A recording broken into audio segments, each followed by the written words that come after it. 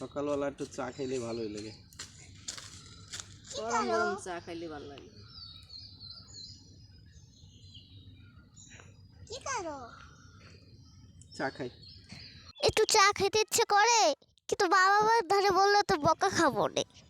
একটা কাজ করি, মা বাবার খাওয়া পরে চা থাকবে তাই খাবো। তোমার চা খাওয়া শেষ? হ্যাঁ। আমি ধুয়ে দিয়েছি। ভাঙে না জানি কাপ।